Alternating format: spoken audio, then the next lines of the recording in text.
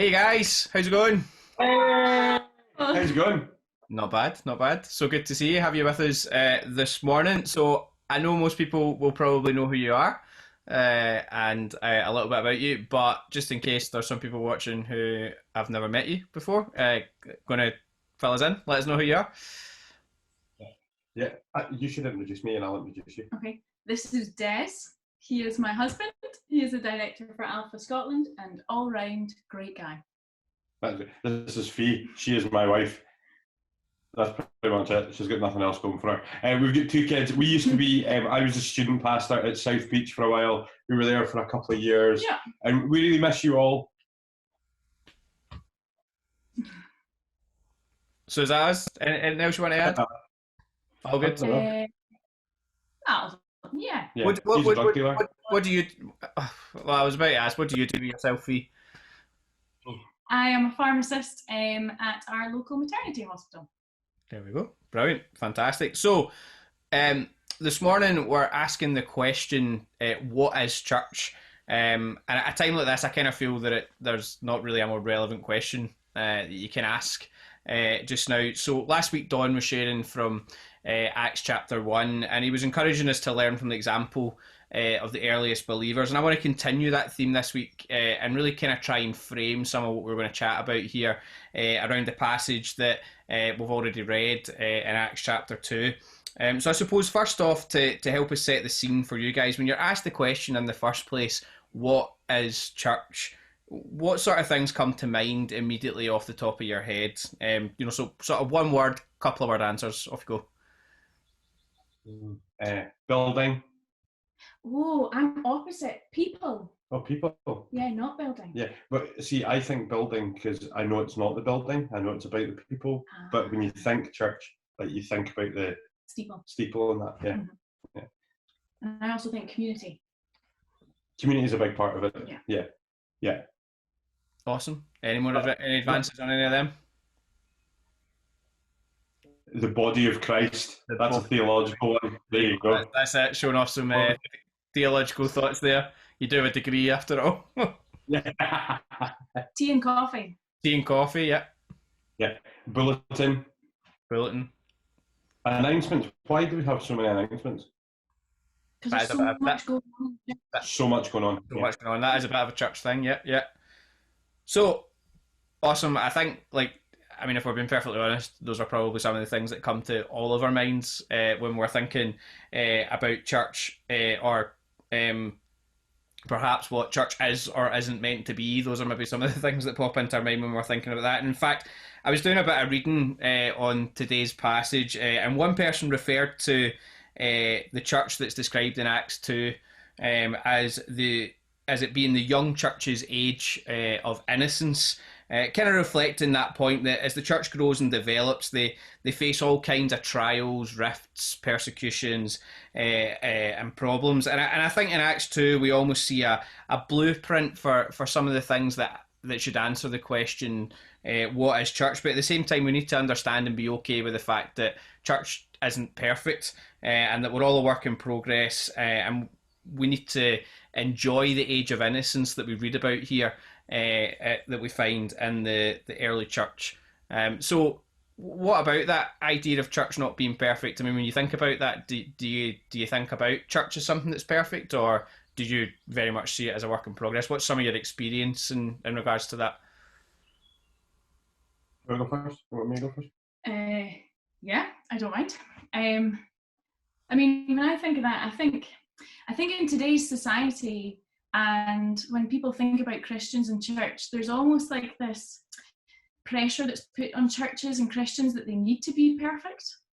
And I think sometimes as churches we get caught up in that and trying to portray something that's perfect. And when people ask you how you are, you say, I'm fine, and because that's the answer that you should give.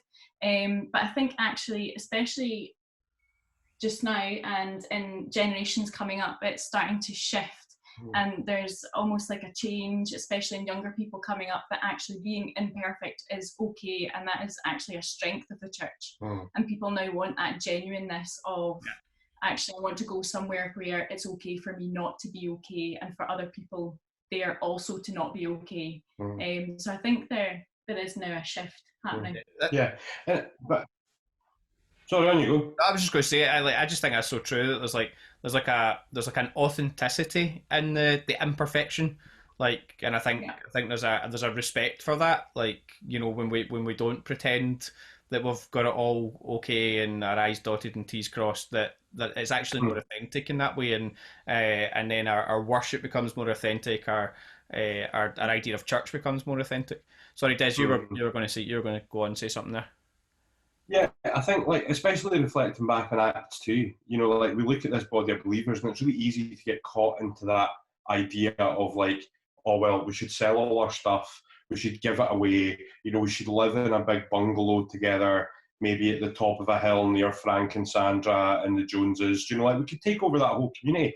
But actually, like, that's not what we're saying. What we're saying is that we should all be putting in the most that we can, given all that we can. Yeah. And I think that's what people are seeing right now. Like, people are seeing churches right now, like, opening their hearts, basically. You know, like, some guys around here from KBC are delivering pharmacy stuff.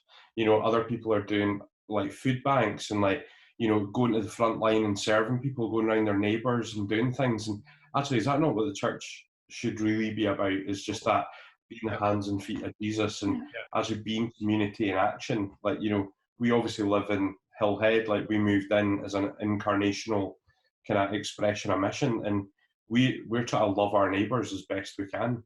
And it's really interesting. What that looks like now is very different to what it looked like 6 months ago. Yeah. Awesome. So at a time when we're really forced to ask the question, what is church, and think about what that means both corporately and individually, I think we can look to Acts 2, you know, that passage in verses 42 to 47. It kind of gives us a framework for what it is that marks us as church. You know, so it's not necessarily, I think sometimes it can be used as oh, you're not doing this and you're not doing that, and, you know, look, this is what they did, so you must do that. But it gives us a blueprint to follow and to try and almost like strive to and to work towards. So I'm adapting a wee bit of an outline of points from John Stott here. So I can't take full credit for these, but firstly, the first thing I think we see in verse 32 is that there are people who they learn. So it says, like, they devoted themselves to the apostles' teaching. So obviously, just, you know, to set the scene for everybody who, if you don't know what's gone before, in Acts chapter 2, you know, we've come off the back of, like, a really great sermon from Peter at Pentecost, and the Holy Spirit's come upon the believers, and 3,000 people have been added to their number. And then after that, we always have this definition of what the outcome of Pentecost is, and it wasn't as if it was a temporary experience for people. It had a lasting impact on the lives of people who believed, and the first thing that we see is that they continue to be a people who learn after they've had that first experience at Pentecost. So in a time where our normal methods for learning are being challenged, you know, we can't all sit in the same room and listen to a sermon or go to a small group in somebody's home. How can we continue to be a people who learn? What are you guys doing to make that, like, a reality for you and your family? What's some of your own thoughts on that? Yeah, like, I think as long as you don't tell everybody at our church, we've been watching every other church to see what they're doing, because it's really exciting, right? Like, you know, you listen to the worship from, say, South Beach, like, especially if Moira's leading, you know, amazing. You get away from Don's sermon, you go somewhere else to listen to something, you know, you check out something from someone else. Like, but actually, the consumeristic culture is what I think a lot of people are doing. They're church shopping, and, like, I'm watching probably more sermons and hearing more content because I'm watching something every day, pretty much. It's so readily accessible right now. But actually, one of the things I really struggled with initially is, like, I spend about an hour a day in silent prayer. Like, I go for a drive in my car. I can't do that anymore. And when I'm looking after the kids from fees at work and try to do Zoom calls and all the rest of it, you don't get an hour's silence. I don't get an hour's silence. Yeah, surprising, I know. You know, like, Cody's running around. But actually, like, how do you make that time? So to steal a Don Curry phrase, I've been trying to find ways of pausing at the foot of the cross. So actually just making space in an evening to just sit, turn all the screens off, turn everything off, Yeah. and just pray, just sit with God, you know. Yeah. How about you? That's so important, isn't it? Like I think it's HTB. I think actually they're kind of doing that, where they're doing that. I don't know if it's every day or once a week or something like that. Where, you know, when I read that, I was like, it's actually like a really important thing to be doing, because you're so glued to your screen right now, because that is your connection with the outside world. To take that time to be intentional about, you know, taking some time out to listen, to read, to learn. Sorry, I interrupted there. Sorry, Fee, on you go. No, that's okay. I probably have the opposite to you, because your work is so surprising. I know. So surprising. Because your work is so based in videos and looking at sermons and putting things together yourself, whereas I'm out to work first thing in the morning, working 5 days, coming back, taking the kids so that you can do some work in the afternoon, putting them in bed, sitting down for 5 minutes and then going to bed myself. And actually, when you've been watching videos, I'm probably fast asleep. Or on a Sunday morning, we'll maybe try and sit down to watch church, but the kids are going mental, they're destroying the living room. And actually, I probably haven't had that much, but what I am learning, I'm probably learning from Amber, because she's asking questions that are massive. And I'm having to work through them and thinking, how do I answer questions like, why can't I see God? And when is God going to take the virus away, and why can't he just come and do it now? So I'm having to sit down and go, well, actually, one, why isn't God answering a 3-year-old? That's a bit mean. And then finding a way to explain to her, well, actually, here's how God works in a simple way that you might understand. But actually, you have to work through quite complex things to get to that point where you can tell a 3-year-old what God is up to in the world. Fee said my response didn't help a 3-year-old. It doesn't. Des pulls out all the big theological words and confuses her. I don't know what they mean either. So. Brilliant. Some absolute gold there. Hopefully that's going to be of help to some people. So after that, the second thing that we see in verse 42 is that they love. So it says that they devoted themselves to fellowship. And, you know, fellowship's kind of one of these funny sort of church words that you only ever hear in church. The hair on the back of my neck stand up. Like, I hate I think sometimes we kind of just assume that everybody knows what we're talking about when it comes to fellowship. And I think it's helpful to bring in what we read later in the passage in verses 44 and 45, where, you know, it says all the believers were together and had everything in common. They sold property and possessions to give to anyone who had need. And I think sometimes the idea of fellowship gets reduced to just socializing or having a good time together, which, you know, I think there is an element of that that is important in fellowship with people, but I think it's also borne out in how together as a church we love others around as well. You know, to go back to John Stott, he puts it way better and far more succinctly than I ever could when he says that it expresses what we share in together, but also what we share out together. So both sharing in and out together, it's kind of become pretty difficult at the moment to do that together as a church.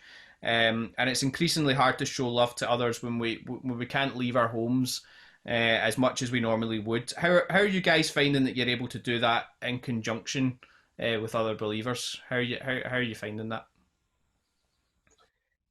Yeah, I think we've been trying to do the same as what everybody else has been doing. We've been having Zoom dinner with lots of people, you know, so we get the table out. Amber likes to get nicely dressed. Puts her dress on.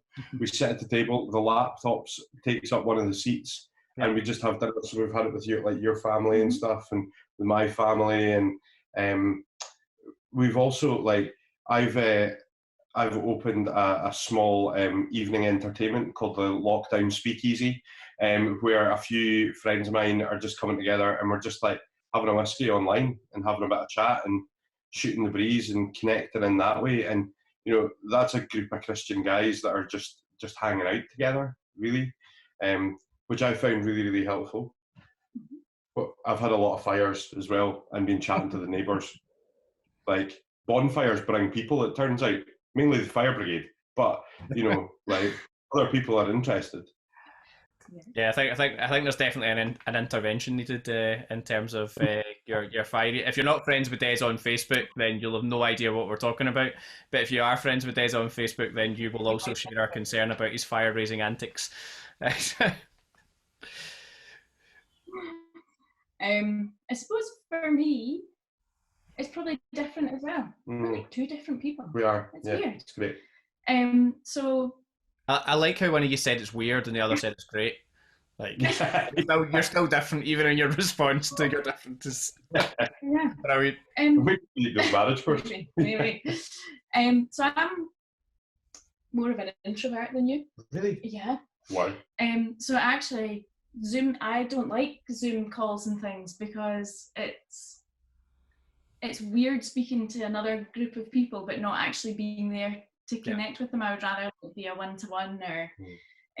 But I'm still going to work, so I'm still interacting with all my colleagues and things. So actually, for me, the way I'm loving people and portraying things hasn't really changed. Because I'm still interacting with most of the same people that I normally do.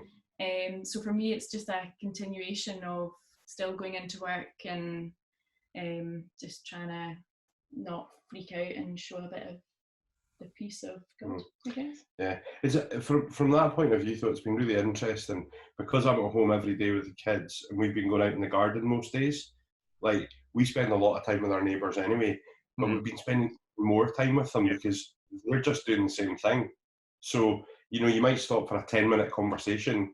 You're now talking to them for 2 hours and they're getting involved in Amber's game and buying things from her shop and, all that kind of stuff. So, From 2 meters apart. From 2 meters apart, always 2 meters apart. Things get placed in the wheelie bin and then they can collect them. But like, in that space, like, we're being able to go really deep with these guys, like, in ways that we've never went before, and we've been intentionally trying to spend time with them. Yeah, brilliant, absolutely brilliant. So. The third thing that we then go on to see in verse 42, it says that they devoted themselves to the breaking of bread and to prayer. So they worship. There are people who worship. We kind of talked about this a little bit already about kind of the various different options of church that are out there at the moment. It's easier to shop around a wee bit and whatnots. And in many ways, this idea of worship is it's an extension of fellowship, believers sharing in time together as they worship God. But I always love what we read in verse 46 and 47, where it says that they did it with glad and sincere hearts whilst praising God. That just seems so full of joy when I read that. And as a church, we've kind of talked a little bit over the last couple of weeks about how, despite the current situation, we've still got an awful lot to be joyful about and thankful for. How have you guys found being able to do that? Has it been easy to be joyful, to worship and praise God, or has it been a complete struggle? What's been your guys' experience of that? Who's going first this time? You go first this time. Okay. I probably find it quite difficult, actually. I think, like, worship is a huge part of my life, and the music, and that for me, for kind of from a church point of view, like, worship is where I mostly connect with God. I'm a creative person, and that's just what speaks to me. So actually, that's the one thing that I've found quite difficult over the last few weeks, and have almost felt quite distant from God, because that's not been there. And actually, if we're thinking about church worship, standing in your living room with your husband and 2 mental kids trying to sing along to a TV is not conducive, a natural thing to do. Yeah. And you're looking out in the street thinking, that person's looking at me weird, it's really odd. Yeah, absolutely. Yeah.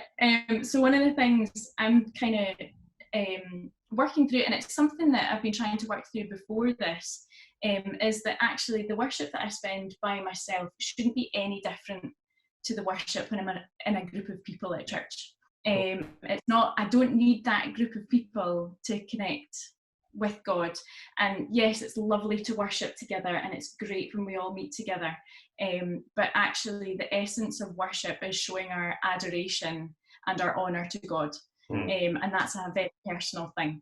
And whether that's, for me, sung worship or painting or just going out for a walk and saying, oh my gosh, God, the weather's amazing, even though we're in a terrible situation, all of that is worship.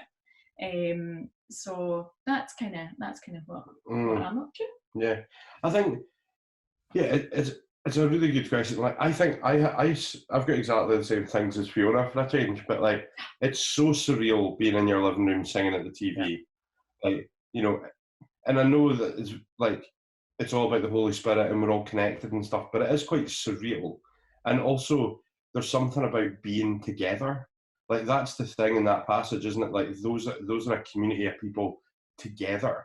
And, you know, as much as we use Zoom or as much as we like do online and we're all on that journey together, you're still not next to that person. You're still not in the same space as that person. And, you know, as you're an introvert, I'm an off the chart extrovert. No. So so I'm energized by being around people. So like, actually this cuts off like half of my experience of life, is that I'm not connecting in with those people. And actually being around church is the place where I get to thrive, because you get to hear what other people are up to, pray for one another, get prayer yourself, you know, like you've got those family relationships. Like, we know, for example, if we turn up on a Sunday morning when we're allowed at South Beach, like, we'll get a great welcome. We'll have people there that will come and give us a hug and chat to us and stuff. Like, remember hugs from other people. Hugs from others. Yeah, like, you don't get the same hugging an HDMI cable. Do you know what I mean? It's just not there. You know.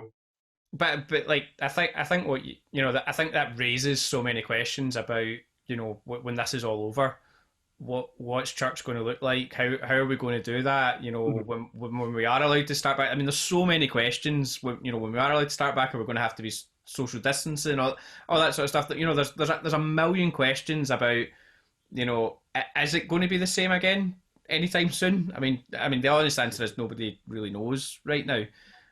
But you know, I think that's why it's so important for us to be thinking through some of this stuff. And I really love what you said there, Fee, because, you know, I'm totally the same as you, and that, where I'm like, you know, I love worship and I love connecting in with it, and it's a really important thing for me. And at times I felt so disconnected, but the way that I love getting into it is to be able to, you know, it shouldn't be any different doing it myself. You know, no matter, you know, how bad or how good you sound or whatever, it shouldn't be any different when you're singing in the house, whether you're singing along to something, whether you can play an instrument and do your thing or whatever. I mean, one thing that I kind of love as a result of what's happened is, you know, me and Amanda were sitting through in our living room the other day, and, you know, coming from our family room, so the room I'm sitting in just now, we just hear Samuel singing at the top of his lungs, belting out Living Hope out of nowhere. And, you know, at Living Hope, like, the guys at church will be laughing because Living Hope's the song I always pick when I'm leading, because I love it, right? It's just a belter. But, you know, we've been singing that around the house, just, you know, just if I have my guitar out or whatever, that's just generally what we started playing and all the rest of it. And, you know, that kind of, as much as we were laughing because it was, in some ways it was comical because he was belting out at the top of his lungs, there was a bit of us that was absolutely loving it, because, you know, there's him seeing an example of us worshipping in some completely different way to normal, and it's actually had an impact on him because he's now got that song going round his head. Probably doesn't understand what, you know, there's salvation in your name means, but, you know, the fact that that's imprinted on his head, you know, if that's something that comes out of this lockdown, then, you know, for us that's a win. Do you know what I mean? That's brilliant. Yeah, but it is really interesting coming out of this, because church can't go back to being the same. Like, as a society, we've been culturally shaped by this event.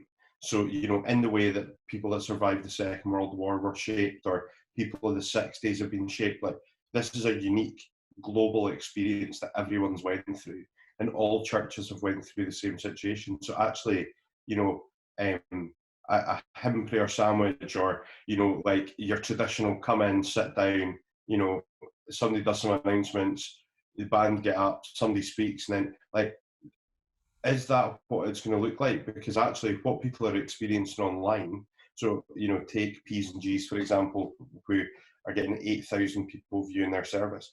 What they're putting out online isn't a traditional Sunday service for them. Yeah. So actually when they go back, if they've got those guests coming in, that's what they're going to expect. Yeah. Not a 45-minute preach or an exegetical, you know, it's more thoughts for the day, it's much more bite-sized. But I think the thing for me is that the message that hasn't changed. The delivery changed, you know, but the actual message, the gospel is still the gospel. The good news is still the good news. Yeah. And that's actually quite a good segue onto that. And I'm a bit conscious of time here. I've got the you know, the beauty of recording this is it doesn't actually tell us how long we've been recording for. But just, you know, just with you saying there, you know, the message doesn't change. You know, the gospel stays the same. You know, the fourth thing that I want to kind of just finish with on this Acts passage, you know, we see right at the end in the second half of verse 47 where we see that, you know, there are people who share, you know, they share the good news, they share the message of hope, the message that hasn't changed. And it says that the Lord added to their number daily those who were being saved. You know, so coming back to John Stott, he's a big advocate of making sure that part's included in the blueprint of what church is. You know, so a lot of what we've talked about so far has kind of been somewhat internal about the church, but the church by its very nature should look out just as much as it always in. And I always think that's a really hard balance for churches to find. You know, you find churches that are good at the inward and maybe not so good at the outward, and vice versa, and it's hard to find that balance. You know, but it's really important, and we've maybe touched on it a wee bit already when we were talking about love. But I think that particularly right now, we need to think that about both what we have to share and how we might share it. And this time, you know, we watched a video clip, and it's interesting, Dez, you actually mentioned the phrase in one of your responses earlier on, and we watched a video clip just before we started, and it used this phrase, which I actually use all the time as well, and I always come back to it, and that's that the church should be the hands and feet of Jesus. And for me, that's one of the biggest challenges that we face right now. You know, so how on earth do we share our faith right now? I mean, what do we even have to share at a seemingly hopeless time? You know, I'm pretty sure there'll be some people asking that question. And, you know, the answer for me is in that message that hasn't changed, the message of incredible hope and a life changed, renewed and transformed by Jesus. But how do we share that in such dark times? For you touched earlier on about how you're still going into work and, you know, you're trying to bring a bit of peace in a bit of a crazy situation. You know, practically, how do we even share that with people that we might want to? Don't look at me. You're the alpha man. Hi, you brought me. You must know how to do it. Nah. Like, but I think, well, I think I spoke about it just a couple of minutes ago when I said that we're going through this same thing. Like, there are people out there right now who are worried about the future. There's a sense of fear about, am I going to catch this thing? You know, who do I care about? Like, what about my job? Like, people being furloughed, you know, other people being laid off. Like, what does this look like? And we're all going through it, asking the same questions. And, you know, like, obviously, Alpha, we're always asking the big questions. We're always trying to encourage people to do that. And we're seeing a massive upsurge of people doing online Alpha. You know, we shared a video last week, and 26,500 people viewed it, but 5,692 watched it from start to finish. Right. Now, half of them might have been Christians. Yeah. Like, you know, like, we're not saying that was all non-believers, but some of them were, and they're finding their way on Alpha courses. Like, people are hungry to explore what's going on right now, and we know the answer. You know, we know that God's got this. Yeah. We might not understand what's going on, we might not understand, but we know our trajectory. we know where we're going to end up, that heaven is going to come, the world is going to be restored, we're going to be reborn in perfection, and God's got a plan for our lives to get there. Like, we know that. And actually, that's something that's unchanging. Yeah. And in a world where everything's changing, a little bit of security, a little bit of like, this is the truth, is really stands out. And I think integrity is a word that you mentioned, Douglas, but that's the key. Like, we should have integrity about our message. Yeah. And making space. Yeah. No. Because I think people don't really want at the moment the kind of like, well, here's what Jesus says and God says, and it's all part of a plan. People actually just want to have space to ask questions and not necessarily have like the Christian answer thrown back at them. And actually someone just to sit and go, actually, yeah, I'm struggling with that as well, but I find a bit of hope in this, or here, watch this video. Or when people are searching and struggling, they're much more open to receiving something that maybe if they were in a good place, they would be like, nah, I don't need to see that. And I think you're finding that. Yeah, and I think one of the things that we're finding as well is that, like, a lot of the time it can be born out of our own insecurities and what we believe, but we'll turn around and quote scripture. Now, don't get me wrong, it's really important to quote scripture, but actually by doing that, are we really listening to the person? Are we giving them the space to explore? Like, nobody wants spoon-fed. Like, nobody wants somebody to come up and say, no, actually, this is what you should be thinking. Yeah. I don't want that. Like, I want somebody to hear my concerns. I want somebody to draw alongside me and go on that journey. And is that not what we see Jesus doing time and time again? So, and to me, it's like, I think like it's so much about how we choose to respond. That's where our witness is. Like, as you say, that's how we see Jesus respond time and time again. Like, he chooses to respond in a different way, and that's what often sets him apart from other people, as people are almost like shocked at his response to a particular situation. And it's kind of the same for us now, where we choose to respond with worship, with joy, with a clinging to hope and testimony and faithfulness, because as you say, we know who, we might not know what the future holds, but we know who holds the future, to pull out a easy Christianese phrase. But I think that speaks volumes to people, and I mean, I don't know if there's people watching this at the moment and they're sitting there thinking, why are these guys feeling so positive right now? It's because, and it's genuinely because of that. It's because we've got such an amazing hope for the future, and we believe that God's got a plan and a purpose for our lives, and that that He loves us so much, He cares about us, and that He wants us to have a relationship with Him. And that, if it doesn't transform our lives, then I'm not necessarily sure that we maybe believe it as much as we say we do sometimes. It's like we need to live it out in all aspects of our life. That's when it really changes us. That's when it really gets to us. That's when we really allow the Holy Spirit to do what the Holy Spirit's going to do in our lives. You know what I mean?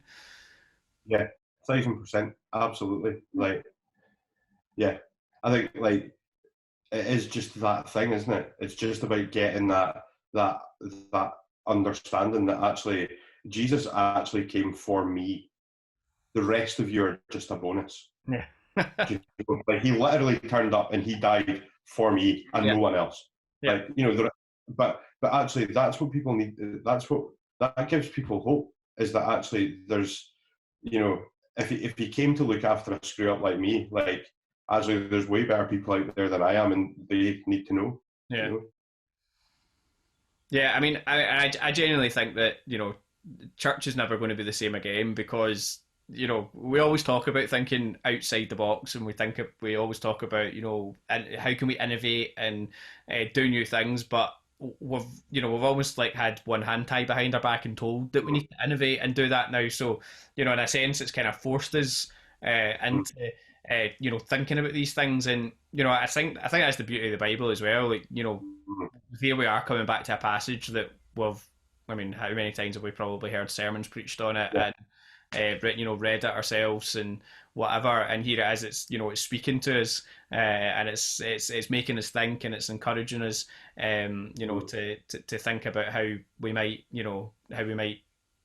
do church in a difficult time. Fee, I'm just interested, just before we finish up. Obviously, you're still out there. You're not quite on the front line, but you're kind of on the front line, and whatnot. And how do you find that how do you find sharing your faith, or being an example in your workplace has changed from the way it was before to the the way it is just now?